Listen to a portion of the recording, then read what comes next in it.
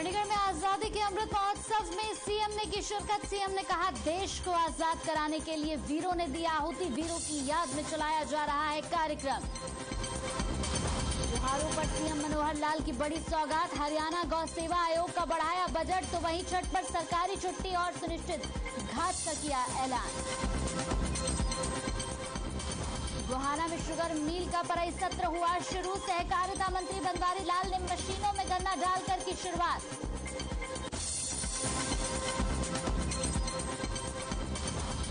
गोहाना में पीने का पानी न मिलने से परेशान लोग। भंडेरी गांव में नहीं आ रहा 20 दिनों से पीने का पानी, डीजल की मोटर है बंद। जींद में डेंगू के मामलों में तोड़ा पिछले 5 साल का रिकॉर्ड। जिले में अब तक सामने आ चुके हैं 350 मामले। रोज हो रही है 50 से ज्यादा लोगों की सैंपलिंग। और पराली जलाने के मामले में कैथल प्रदेश में सबसे आगे। 1041 जगहों पर जलाई गई पराली। जागरूकता अभियान का भी नहीं दिख रहा असर।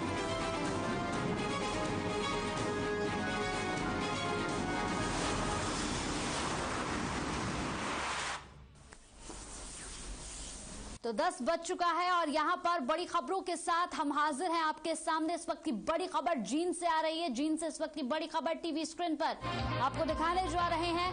हड़ताल पर सिविल अस्पताल के डॉक्टर।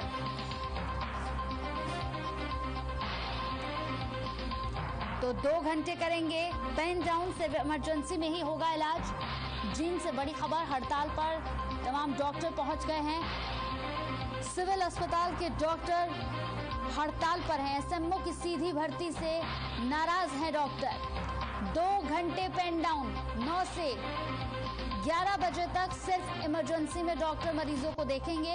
इसके अलावा पेन डाउन है पूरे प्रदेश में। यहाँ पर एसएमओ की सीधी भर्ती से ये डॉक्टर नाराज हैं। डॉक्टर 2 घंटे पेन डाउन हड़ताल कर रहे हैं। सिर्फ इमरजेंसी में ही होगा इलाज।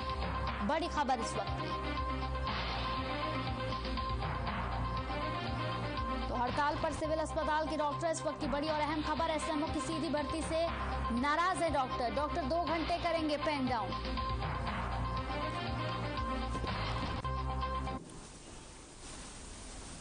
चलिए खबरों में बढ़ते आगे। तो आज हरियाणा के मुख्यमंत्री मनोहर लाल ने पिंजौर में यहां गोपाष्टमी कार्यक्रम में शिरकत की। इस मौके पर सीएम मनोहर लाल ने प्रदेश की गौशालाओं को कई बड़ी सौगातें दी। उन्होंने कहा कि प्रदेश में हरियाणा सरकार ने गौशालाओं के विकास के लिए बहुत काम किया है। इस मौके पर उन्होंने ये भी कहा कि प्रदेश के 22 जिलों में गोबर गैस प्लांट लगाए जाएंगे। पंचकुला में गौवंश संस्था के लिए जमीन आवंटित की जाएगी। साथ ही सीएम ने ये भी कहा कि गाय हमारी माता है, गाय का दूध अमृत समान है।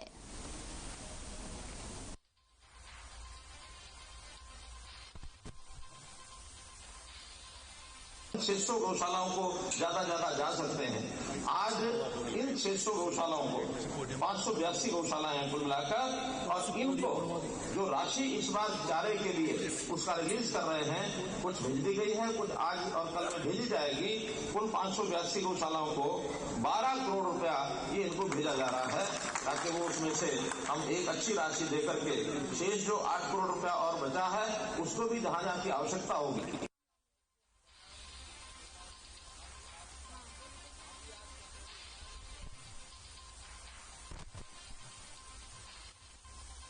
$30 करोड़ से ये बजट 50 करोड़ कर दिया गया है।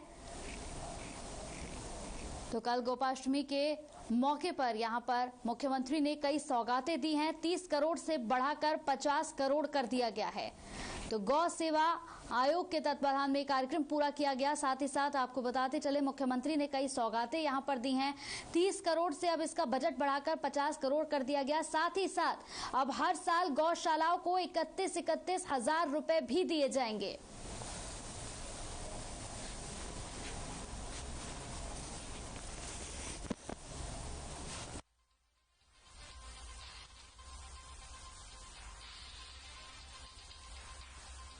गौ सेवा आयोग का बजट बढ़ा दिया गया। तो वहीं छठ पर सरकारी छुट्टी और सुनिश्चित घाट का भी ऐलान किया। कई यहां पर सौगातें मनोहर लाल देते हुए नजर आए लोगों को। बड़ी खबर है ये, गौ सेवा आयोग का बजट भी यहां पर बढ़ा दिया गया है। जो बजट 30 करोड़ था वो बजट अब बढ़ाकर 50 करोड़ कर दिया गया है। इसके साथ ही हर साल अब गौशालाओं को 31 हजार रुपए भी दिए जाएंगे।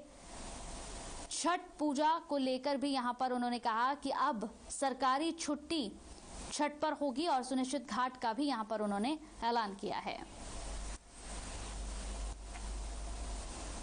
तो यूथ कांग्रेस विधानसभा प्रेसिडेंट का चुनाव जीतने के बाद रविंद्र यादव ने नारनौल शहर में शक्ति प्रदर्शन किया। रविंद्र यादव अपने समर्थकों के साथ पूर्व मंत्री यहां राव नरेंद्र के निवास स्थान से शक्ति प्रदर्शन शुरू कर महावीर चौक से होते हुए अपने गांव मांदी पहुंचे।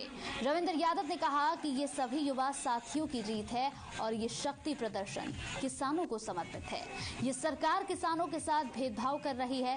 डीएपी के लिए किसानों को दर दर भटकना पड़ रहा है। आज किसानों की जो हालत है वो काफी दयनीय है। लोगों को, किसानों को यहाँ पर डीएपी खाद की किल्लत झेलनी पड़ रही है और किसानों को घंटों लाइनों में लगना पड़ रहा है। महिलाएं भी डीएपी खाद की किल्लत झेल रही हैं, लाइनों में लग रही हैं, लेकिन उसके बावजूद भी यहाँ पर डीएपी खाद उन्हें नहीं मिल पा रही है।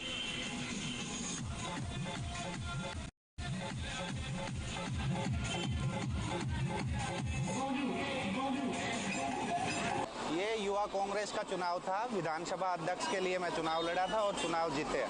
सभी यार दोस्तों, युवा साथियों की मदद से चुनाव जीत पाया और चुनाव जीतने के बाद में किसानों के साथ और अपनी कांग्रेस पार्टी को मजबूत करने का काम करेंगे। और जो भी है मेरे साथी जितने भी साथ हैं, अभी हम शक्ति प्रदर्शन दिखा करके रोड शो निकालेंगे शहर से।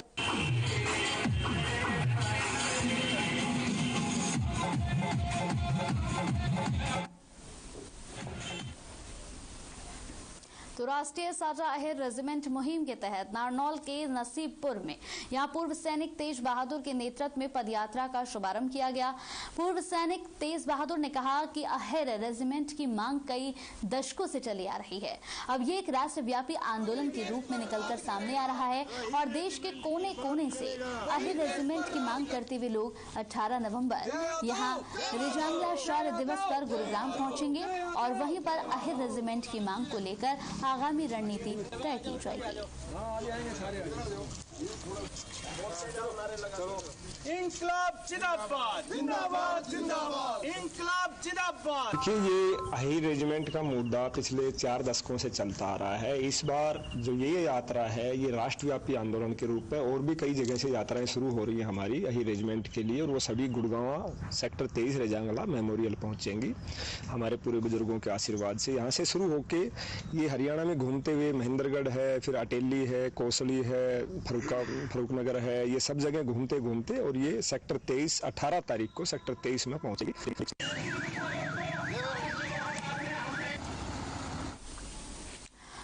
और अब खबर रोहतक से है। रोहतक जिले गांव किलोई के शिव मंदिर में बीजेपी नेताओं को बंधक बनाने के मामले में किसानों पर 200 किसानों पर यहां मामले दर्ज किए जाने के बाद आज गांव किलोई के 24 चौपाल में खुड्डा खाप के 40 गांव की पंचायत आयोजित की गई। एक हफ्ते पहले किसानों ने बीजेपी नेता और पूर्व मंत्री मनीष ग्रोवर समेत करीब 100 नेताओं को बंधक बनाया था। खुड्डा खाप प्रधान ओम प्रकाश हुड्डा की अध्यक्षता में पंचायत हुई।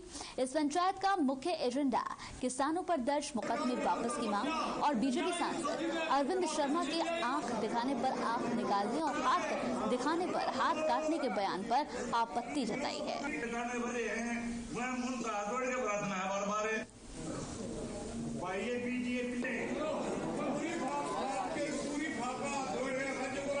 तो आपको बताते चले कि यहाँ पर किसानों पर मुकदमे वापस की मांग लगातार की जा रही है। साथ ही साथ आपको बता दें कि रोहतक जिले गांव किलोई के यहाँ पर किलोई के शिव मंदिर में बीजेपी नेताओं को बंधक बनाने के मामले में किसानों पर 200 किसान हैं जिन पर मुकदमे किए गए हैं। ये एक खाप यहाँ पर जुड़ी है, यहाँ पर तमाम किसान जुड़े, जिसमें किसानों ने ये मांग रखी है कि जितने भी किसानों पर ये मुकदमे किए गए हैं वो वापस किए जाएं। और साथ ही साथ उन्होंने ये भी कहा कि सांसद अरविंद शर्मा पर यहाँ कार्रवाई की जाए, क्योंकि जो बयान उन्होंने दिया है वो बयान काफी निंदनीय है। 100 नेताओं को लगभग बंधक बनाया गया था। हुड्डा खाप प्रधान ओम प्रकाश हुड्डा की अध्यक्षता में ये पंचायत हुई है। इस पंचायत का मुख्य एजेंडा किसानों पर दर्ज मुकदमे वापस लेने की मांग है और साथ ही बीजेपी सांसद अरविंद शर्मा ने जो बयान दिया था कि आंख दिखाएंगे तो आंख निकाल लेंगे और हाथ दिखाओगे तो हाथ काट लेंगे वाले बयान पर यहां उन्होंने आपत्ति जताई और कार्रवाई की भी मांग की है।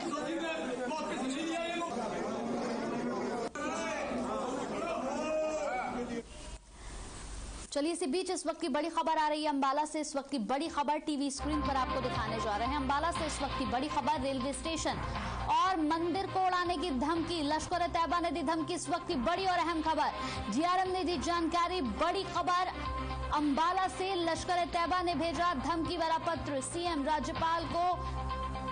यहां पर तो मंदिर को उड़ाने की धमकी दी गई है, लश्कर तैयबा ने ये धमकी दी है। इस वक्त की बड़ी खबर आपको दे रहे हैं, डीआरएम ने खुद इसकी जानकारी दी। धमकी भरा पत्र भेजा है लश्कर तैयबा ने। सीएम राज्यपाल को निशाना बनाने की बात भी कही गई है इस पर। इस वक्त की बड़ी खबर टीवी स्क्रीन पर,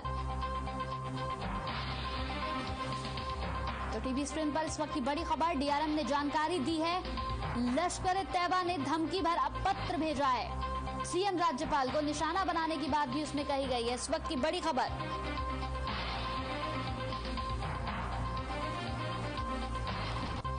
तो इस वक्त की बहुत बड़ी खबर टीवी स्क्रीन पर आपको दिखाने जा रहे हैं। लश्कर तैयबा ने धमकी भरा पत्र भेजा है। इस वक्त की बड़ी अहम खबर, सीएम राज्यपाल को निशाना बनाने की बात कही गई है इस पत्र में। इस वक्त की बेहद बड़ी खबर टीवी स्क्रीन पर, लश्कर तैयबा ने धमकी दी है, डीआरएम ने खुद इसकी जानकारी दी। तो धमकी भरा पत्र भेजा है, सीएम राज्यपाल को निशाना बनाने की बात कही गई है। तो इस पूरी खबर पर ज्यादा जानकारी के साथ संवाददाता तरुण हमारे साथ फोन लाइन पर जुड़ गए हैं। तरुण, बेहद बड़ी खबर, लश्कर तैयबा ने धमकी भरा पत्र भेजा है जिसमें सीएम राज्यपाल को निशाना बनाने की बात कही गई है। क्या कुछ अपडेट मिल रहा है इस पर? देखिए, ऐसा पत्र पहले भी आ चुका है, डीआरएम रेलवे को पहले भी धमकी दी गई है, लेकिन इस पत्र में मिलने के बाद डीआरएम की तरफ से रेलवे पुलिस ने अंबाला के सीआरपी थाने में वालों ने जाकर पड़ाव थाने में इसका केस दर्ज कराया है। ये अंकित का नाम है जिसने पत्र लिखा है, मोहम्मद असीम शेख ने खुद को लश्कर तोबा आतंकवादी संगठन जम्मू कश्मीर पाकिस्तान का बताया है और उन्होंने धमकी दी है कि अंबाला कैंट, जमुनानगर, शिमला, चंडीगढ़, सहारनपुर सहित कई रेलवे स्टेशनों को उड़ाने की धमकी दी है और साथ में मुख्यमंत्री, राज्यपाल, हरियाणा सरकार को भी बम से उड़ाने की धमकी दी है। वाकई बहुत बड़ी खबर है तरुण। अगर देखा जाए जिस तरीके से ये पत्र सामने आया और सीएम राज्यपाल को सीधा निशाना बनाने की इसमें बात कही गई है, अपने आप में बेहद बड़ी खबर और बेहद हैरान करने वाली। लेकिन वाकई अगर देखा जाए तो पहली बार नहीं हुआ, इससे पहले भी इस तरीके के पत्र सामने कई बार आ चुके हैं। लेकिन प्रशासन इसको हल्के में लेने के मूड में नहीं है। इसको लेकर इंटेलिजेंस और सभी ने भरपूर चेकिंग, नाके, हर तरह के सूत्र तंत्र खुल गए हैं ताकि इस व्यक्ति को जल्द से जल्द अरेस्ट किया जाए। इस पत्र के बारे में क्या खुलासा है उसको देखा जाए। जी, पुलिस प्रशासन इस पूरे पत्र को किस तरह से ले रहा है तरुण? प्रशासन ने इस पत्र को हल्के में नहीं लिया। दिन रात रेलवे स्टेशन जो भी महत्वपूर्ण स्थान है वहां पे सीआईडी मुख्य विभाग को तैनात कर दिया गया है। अगर कोई भी घटना घटती है उसके लिए पुलिस प्रशासन पूरी तरह तैयार हो गया है। पत्र को बिल्कुल हल्के में नहीं लिया जा रहा। उच्च स्तरीय बैठक होने की भी इसमें बातचीत चल रही है। जी, चलिए, बहुत बहुत शुक्रिया तरुण तमाम जानकारी हम तक पहुंचाने के लिए। तो अंबाला से हमारे संवाददाता तरुण हमारे साथ जुड़े थे तमाम जानकारी के साथ।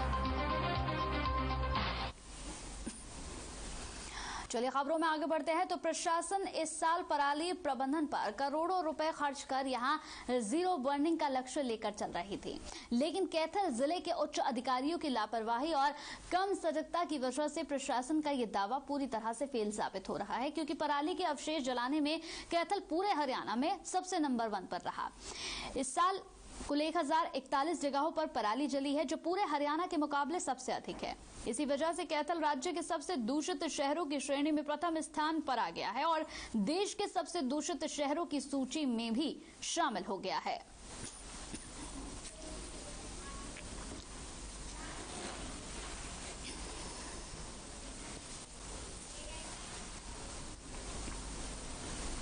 चलिए इसी बीच इस वक्त की एक और बड़ी खबर टीवी स्क्रीन पर भिवानी से आपको दिखाने जा रहे हैं। इस वक्त की एक और बड़ी और अहम खबर भिवानी से। निजी स्कूल में दाखिले की तारीख बढ़ी, खंड शिक्षा अधिकारी ने जानकारी दी। इस वक्त की बड़ी खबर, 14 नवंबर तक कर सकते हैं ऑनलाइन आवेदन। नए शेड्यूल से बच्चों को राहत मिलने की भी उम्मीद नजर आ रही है। बड़ी और अहम खबर टीवी स्क्रीन पर भिवानी से इस वक्त की बड़ी खबर आपको बता रहे हैं, जहां पर निजी स्कूल में यहां पर दाखिले की जो तारीख है उसको बढ़ा दिया गया है। 14 नवंबर तक ऑनलाइन आवेदन कर सकते हैं। बच्चों के लिए राहत है, ये राहत भरी खबर है। नए शेड्यूल से यहाँ पर बच्चों के अंदर काफी राहत नजर आ रही है। इस वक्त की बड़ी और अहम खबर, निजी स्कूल में जो दाखिले की तारीख है अब उसको बढ़ा दिया गया है। खंड शिक्षा अधिकारी ने खुद इसकी जानकारी दी है। 14 नवंबर तक अब ऑनलाइन आप आवेदन कर सकते हैं। ये नया शेड्यूल सामने आया है, जिसके बाद बच्चों के अंदर भी काफी संतुष्टि, काफी राहत यहाँ पर देखी जा रही है, क्योंकि बच्चों के अंदर भी डर था। तारीख कम थी, तारीख यहाँ पर बढ़ाई नहीं जा रही थी, जिसे लेकर लगातार बच्चे भी यहाँ पर परेशान थे। लेकिन अब ये नया शेड्यूल आने से बच्चों को राहत मिल रही है। भिवानी से बड़ी खबर। तो भिवानी से टीवी स्क्रीन पर इस वक्त की बड़ी खबर आपको दिखा रहे हैं। खंड शिक्षा अधिकारी ने जानकारी दी है इसकी कि अब 14 नवंबर तक आप ऑनलाइन आवेदन कर सकते हैं। जी हां, नए शेड्यूल से बच्चों को राहत मिलेगी।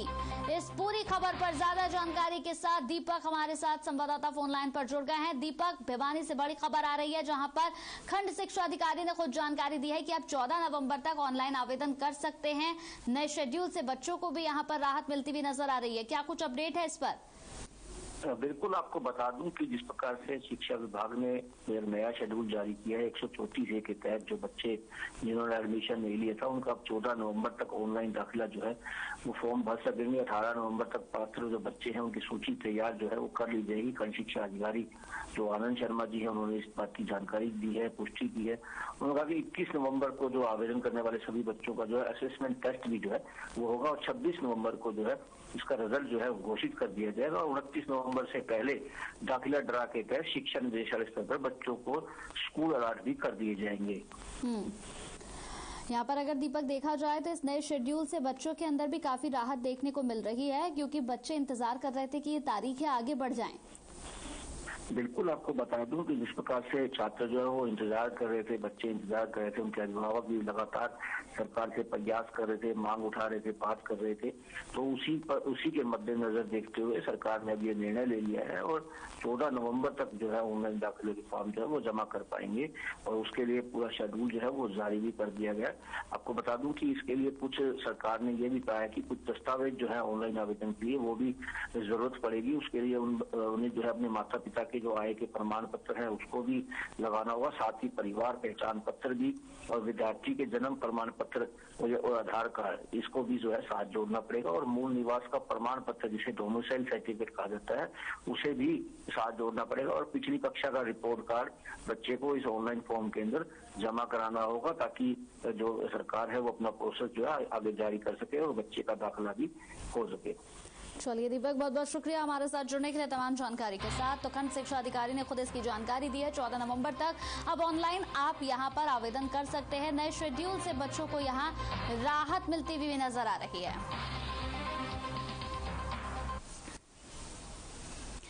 चलिए खबरों में आगे बढ़ते हैं तो गुरुग्राम की बात कर ले। गुरुग्राम में बढ़ते प्रदूषण से लोगों का दम घुटने लगा है। आंखों में जलन और सांस की बीमारियां बढ़ने लगी हैं। प्रदूषण को रोकने के प्रभावी कदम नहीं उठाए जाने के चलते इसका स्तर लगातार बढ़ रहा है।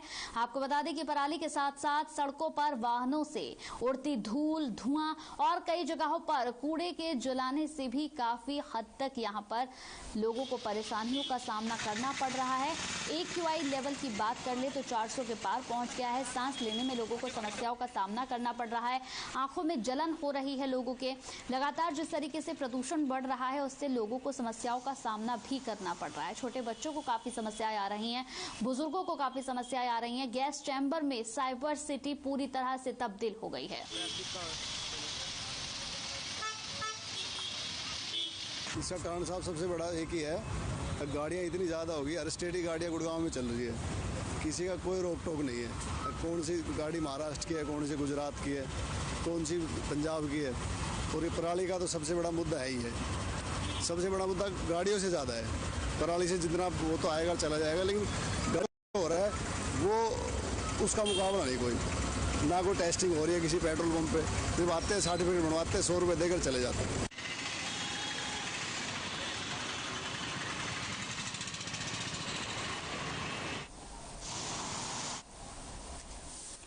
तो केंद्रीय प्रदूषण नियंत्रण बोर्ड के आदेशों के चलते खनन क्षेत्र खनागडारम में यहां स्टोन क्रशरों को आगामी आदेशों तक बंद कर दिया गया है। विभाग के आदेशों के चलते बिजली विभाग ने स्टोन क्रशरों के कनेक्शन काट दिए हैं। क्रशरों के बंद होने से निर्माण कार्यों में कमी आ सकती है और साथ ही निर्माण सामग्री भी महंगी होने के पूरे आसार यहां पर बन गए हैं।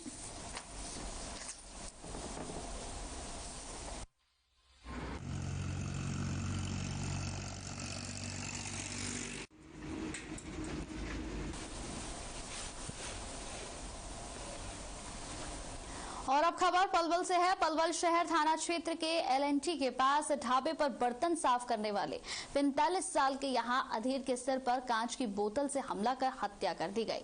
पुलिस ने ढाबा मालिक की शिकायत पर नामजद आरोपी के खिलाफ मामला दर्ज कर लिया है।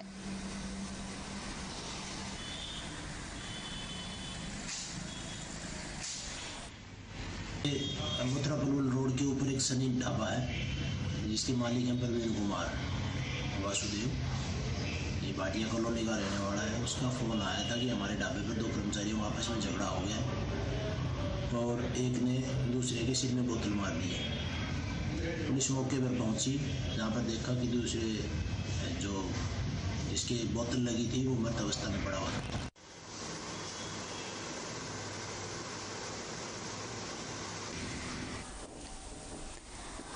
खबर भवानीखेड़ा से है। भवानीखेड़ा नगर पालिका प्रधान के खिलाफ 10 पार्षदों ने करीब 2 हफ्ते पहले भ्रष्टाचार के आरोप लगाते हुए डीसी को अविश्वास प्रस्ताव सौंपा था, जिसको लेकर डीसी ने 12 नवंबर को अपना बहुमत सिद्ध करने के लिए पार्षदों को वोटिंग करने के लिए कहा था, जिसे लेकर 12 नवंबर को डीसी के सामने वोटिंग होनी है। ये वोटिंग तय करेगा कि मौजूदा प्रधान अपनी कुर्सी पर बने रहेंगे या फिर दूसरे गुट के नए प्रधान चुने जाएंगे।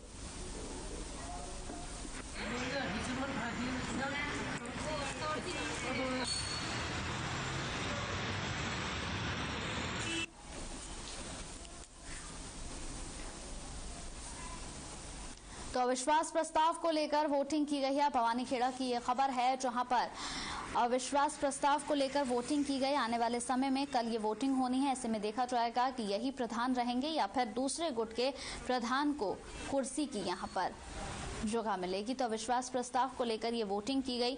बताते चले कि यहाँ पर साफ तौर पर देखा जाए तो अविश्वास प्रस्ताव के साथ ये वोटिंग 12 नवंबर को होनी है।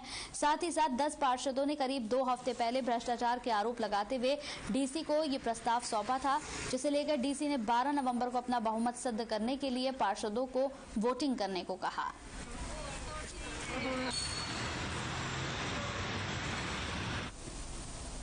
अपनी मांगों को लेकर आशा वर्कर ने चरखी दादरी शहर में यहां पर प्रदर्शन करते हुए सामान्य अस्पताल में धरना दिया। इस दौरान शहर भर में जुलूस भी निकाला गया और सामान्य अस्पताल में प्रशासन के खिलाफ जमकर नारेबाजी की गई।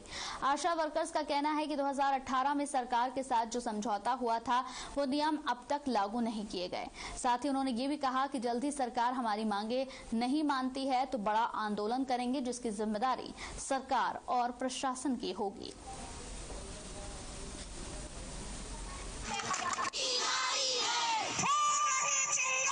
हम इस सरकार से बस यही चाहते हैं कि हमारी सरकारी कर्मचारी का दर्जा दो और हमारी जो भी मांगे हैं उनको पूरा करो।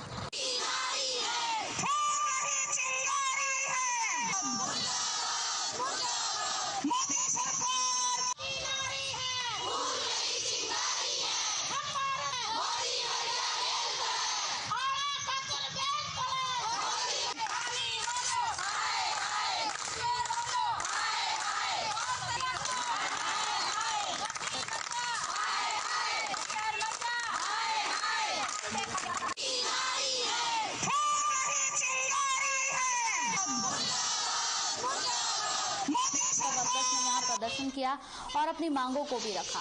आशा वर्कर्स का साफ तौर पर कहना है कि उन्हें यहाँ पर सरकारी कर्मचारी का दर्जा दिया जाए, समान काम समान वेतन दिया जाए। साथ ही साथ यहाँ पर उन्होंने कहा कि जब तक उनकी मांगे नहीं मानी जाती हैं, इसी तरीके से यह आंदोलन जारी रहेगा।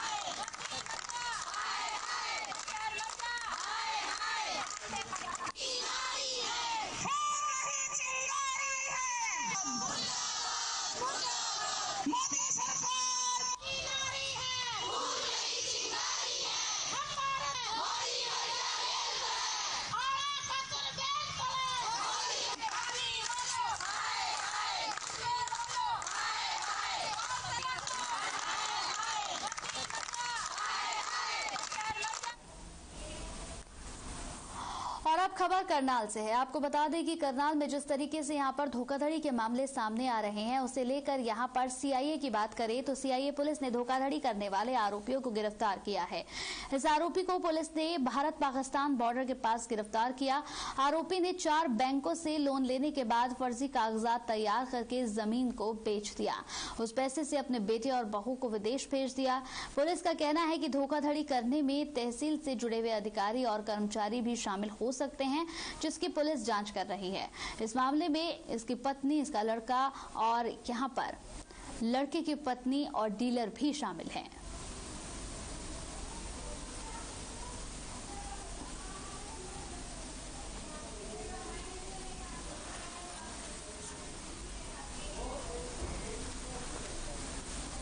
चलिए इसी के साथ हर खबर में मेरे साथ इतना ही। नमस्कार।